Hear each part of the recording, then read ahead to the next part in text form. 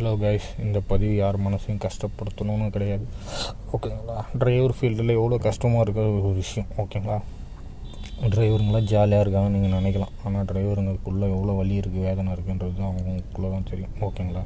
ஒரு கஸ்டமர் ஸ்பீடாக போன்றான், ஒரு கஸ்டமர் டிரைவரை மதிக்க கூட மாட்டான், ஒரு கஸ்டமர் சாப்பாடு கூட வாங்கி கொடுக்க மாட்டான், கண்டு கூட மாட்டான், பேச கூட மாட்டான். இப்போ நேற்று வந்த கஸ்டமர்லாம் அந்த மாதிரி தான். காலையில் 2 ட்ரிப்பு ஓட்டினேன், நைட்டு ஒரு ட்ரிப்பு ஓட்டினேன், சாயங்காலம் திரும்பி வந்து நைட்டு அப்படியே ஒரு ட்ரிப்பு இழுக்கிறேன். என்னால் முடியல, தூங்க வந்துச்சு. அதே ஓனர்கிட்ட சொல்லிட்டேன், ஓகேங்களா. என் கூட வர கஸ்டமர் ஃப்ரெண்டில் ஃபோன் ஒன்று வந்தார், ஓகேங்களா. பின்னாடி இருக்கிற கஸ்டமர் தூங்கின்னு வந்தாங்க, லேடிஸ். ஏறி உக்காஞ்சவொடனே பத்துருவாங்க பொழுது. அவங்க தூங்க ஆரம்பித்தோன்னே எனக்கு தூக்கம் வந்துச்சு, ஓகேங்களா. என்னால் முடியல, நான் வேணாம் தூங்காதீங்க அப்படின்னு அவர்கிட்ட சொல்கிறேன். நீங்கள் என்ன பேசுகிறீங்க அப்படின்னு ஹிந்திக்காரன் என்ன கேட்குறான்.